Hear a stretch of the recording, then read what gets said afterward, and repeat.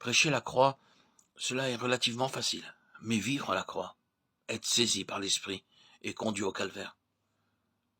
Ceci implique une communion à la mort du Seigneur si réelle qu'il devient le centre même de la vie à jamais. Or, il faut que nous buvions de sa coupe et que nous soyons baptisés de son baptême. Si nous voulons pouvoir annoncer ce que nous savons et rendre témoignage à ce que nous avons expérimenté. Nous trouvons dans la Bible deux aspects de la croix. L'un d'eux met l'accent sur l'œuvre rédemptrice qui ôte la malédiction du péché, assure le pardon et la paix avec Dieu par le sang de Christ. Le second place l'accent sur la communion aux souffrances du Christ, sur l'ordre du Seigneur. Prends ta croix et suis-moi. Sur les paroles de l'apôtre, je suis crucifié au monde. En Christ, vous êtes mort au péché. Le premier affirme notre justification et notre réconciliation avec Dieu, ferme fondement de notre foi. Le second annonce la sanctification nécessaire.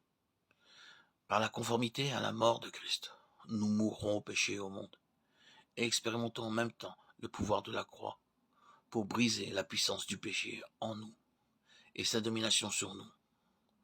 Il va sans dire qu'il est plus facile d'annoncer la justification et le pardon que la communion avec Christ dans sa mort, et que la prédication de la justification est plus aisément reçue et crue que celle de la sanctification. C'est pour cela que tant de chrétiens s'arrêtent à mi-chemin, n'allant jamais au-delà de cette foi qui voit en Christ, celui qui pardonne le péché.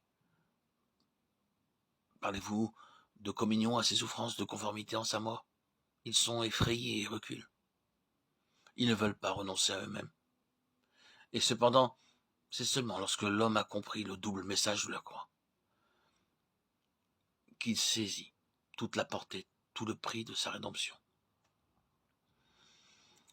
Que le Seigneur nous donne l'esprit de sagesse, qu'il illumine et dévoile à nos regards les gloires de la croix. Qu'il nous donne aussi l'esprit de prière en faveur de son peuple, afin que tous suivent fidèlement les traces de celui qui porta la croix. Qui est celui qui vient d'Édom en vêtements rouges, qui vient de Bostra avec des habits éclatants, portant la tête haute, dans la plénitude de sa force? C'est moi qui parle avec justice, tout-puissant pour sauver. Pourquoi tes vêtements sont-ils rouges? J'étais seul à fouler au pressoir, et parmi le peuple, personne n'était avec moi. Ésaïe 63, 1-3. Voici l'agneau de Dieu, Jean 1, 29. Et lorsqu'ils furent arrivés au lieu appelé Calvaire, ils le crucifièrent, Luc 23, 33. Les siècles étaient révolus, l'heure était venue.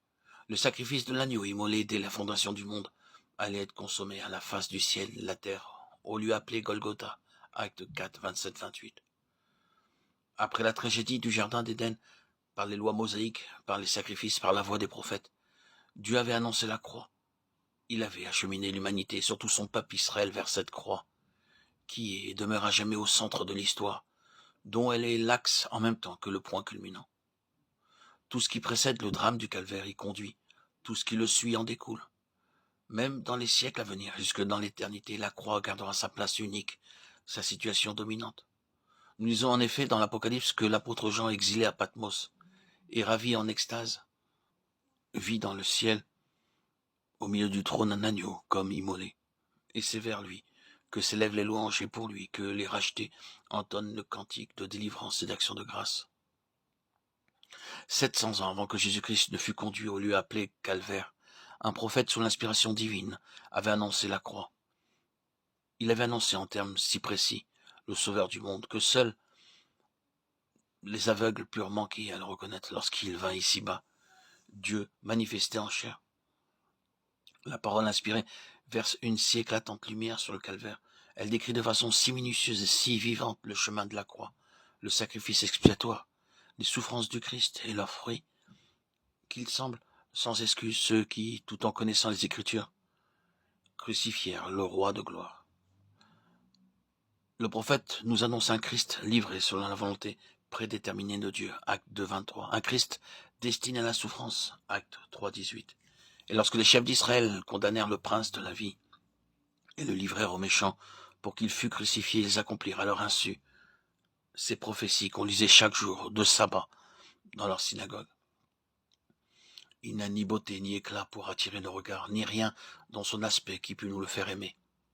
Il était méprisé et abandonné des hommes, homme de douleur, connaissant la souffrance. Un objet à la vue duquel on se couvre le visage. Ésaïe 53, 1, 4.